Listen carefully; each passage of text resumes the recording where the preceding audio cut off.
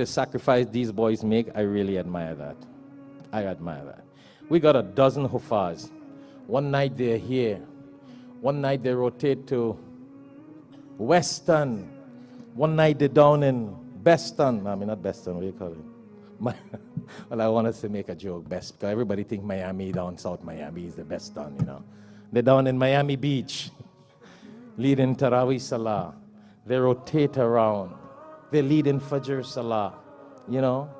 They lead in Maghrib Salah, Dhuhr, Asr, Tarawih Salah until midnight. Some of you go home and you sleeping and these poor boys still lead in Salah somewhere. Huh? You think any rich people ever ask, who pays these poor boys? Not Muslimin, Muslimun. And he got to be on his toes. Any one of you rich people ask how these boys handle this? Anyone of you have the audacity? Or you got the audacity not to ask? Anybody will come to your business and take your milk and your soda and your food from your grocery and your gas station and from your shop and your business, and you don't ask them to pay? Everybody come to your business. They use your shipping company, they use your grocery, they use your store, they use your Walmart, your gas station. You got to get payment. You come and you pray behind these guys and you don't ask how it happens? For free? Yes, it is for free. That's why they go into Jannah before. See the reason? You see the reason why the people of the Ahlul Quran, and I'm sorry to be so emotional because it is Ramadan and Quran. Do you see the reason why why the Prophet ﷺ says that the people of the Quran, Ahlul Quran, are Ahlullah? That the people of the Quran are the people of the house of Allah?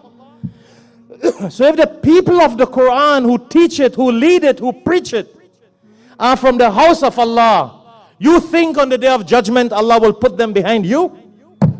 Huh? Come on. Come on. That is His household people. His doors will be open for them first. Come on, people of the Quran. This is your home. It's waiting for you.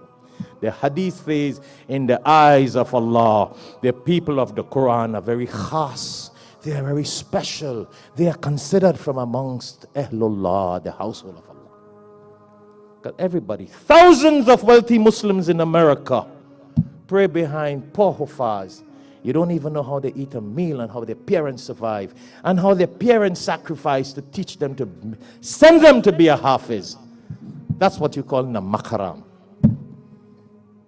And if I, as the Amir here of Darulum, by the mercy of Allah, don't remind you and myself, Allah may ask me, you didn't tell the people that. They were not smart enough to understand that.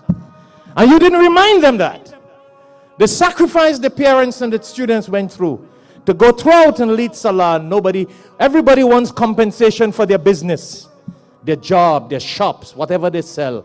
But you come and take free Quran every night from Tarawih. You send your children for free Quran classes. You send your children to memorize the Quran free. You send your children to these Huffaaz to learn Islam and cannot give $1 to compensate to help the Hafiz to live his life.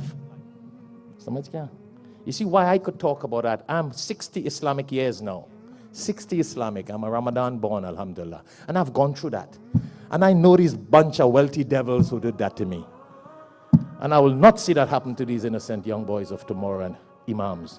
Right now you have 4 and 5 Huffaaz who are kicked out of a job in Ramadan by the wealthy, not even to lead Salah. So that fitna we will not let happen. The Prophet ﷺ says, when you see something wrong, stop it with your hands. Speak out of it, or keep quiet. At least we could speak out on it.